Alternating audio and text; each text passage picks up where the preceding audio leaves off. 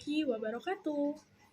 Halo semuanya, bertemu lagi dengan saya, Miftahunisa Damayanti, dengan NIM 2019333122, mahasiswa pendidikan guru sekolah dasar, Fakultas Keguruan dan Ilmu Pendidikan Universitas Muria Kudus.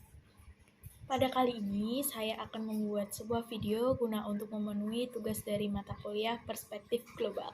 Oke, pada video sebelumnya, saya sudah membahas mengenai perspektif global yang dilihat dari segi geografi dan segi sejarah. Nah, untuk video kali ini, saya akan membahas perspektif global yang dilihat dari segi visi geografi ekonomi. Untuk lebih jelasnya, simak terus videonya ya. Oke, perspektif global dari visi geografi ekonomi. Nah, ilmu ekonomi sendiri itu adalah suatu studi ilmiah yang mengkaji orang per orang dan kelompok per kelompok untuk menentukan pilihan. Nah, manusia itu mempunyai keinginan yang tidak terbatas. Untuk memuaskan keinginan-keinginan yang tidak terbatas tersebut, tersedia sumber daya yang dapat digunakan. Oke, berbagai sumber daya ini tidak tersedia dengan bebas. Karenanya, sumber daya ini mempunyai berbagai kegunaan alternatif. Pilihan penggunaan dapat terjadi antara penggunaan sekarang dan penggunaan hari esok. Perspektif ekonomi ini itu terkait dengan waktu hari ini dan juga hari esok. Sedangkan yang diperspektifkan berkenaan dengan keinginan yang cenderung tidak terbatas, persediaan sumber daya itu terbatas, bahkan langka, dan adanya penggunaan alternatif sumber daya. Perspektif ke hari esok atau masa yang akan datang terkait luas dengan pertumbuhan penduduk, kemajuan dan penerapan iptek dalam proses produksi serta distribusi. Kebutuhan yang cenderung tidak terbatas, kuantitasnya dan akhirnya tersedia sumber daya yang terbatasi bahkan langka. Sedangkan penggunaan sumber daya alternatif sangat berkaitan dengan iptek dan kecenderungan kebudayaan.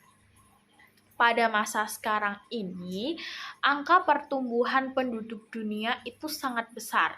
Hal tersebut menjadi landasan perhitungan pertumbuhan kebutuhan manusia.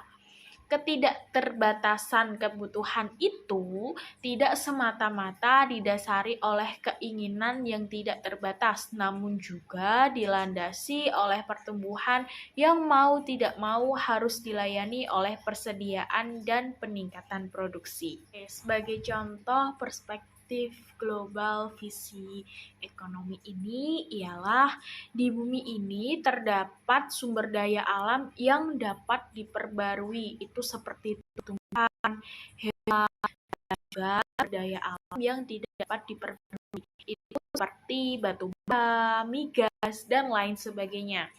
Nah, sumber daya alam yang sifatnya tidak dapat diperbarui itu akan habis sekali pakai sehingga persediaannya semakin terbatas.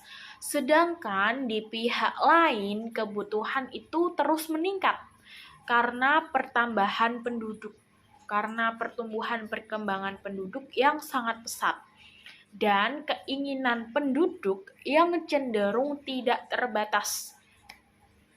Kesenjangan ini itu bukan bersifat lokal atau regional, melainkan telah menjadi masalah global. Nah, di sini kita sebagai warga negara Indonesia, warga negara dunia itu dituntut untuk kiat-kiat ekonomi untuk menciptakan keseimbangan antara konsumsi di satu pihak dan produksi di pihak lain. Salah satu dari kiat itu bagaimana kemajuan dan penerapan iptek berupaya mencari jalan keluar dari masalah tadi.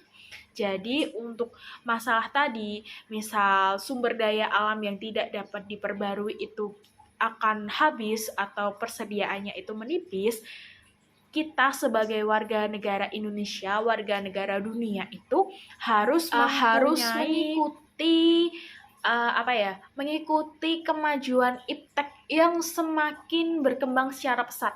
Jadi kita akan bisa menanggulangi sumber daya yang tidak dapat diperbarui tadi dengan plan-plan lain, contohnya yaitu biogas yang posisinya itu bisa untuk mengganti energi alternatif dari gas bumi.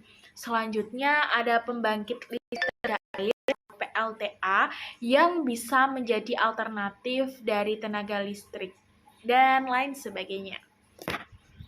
Sekian penjelasan dari saya mengenai perspektif global yang dilihat dari sisi geografi ekonomi. Kurang lebihnya saya mohon maaf. Semoga bermanfaat bagi kita semua. Sampai jumpa di video selanjutnya. Bye. Wassalamualaikum warahmatullahi wabarakatuh.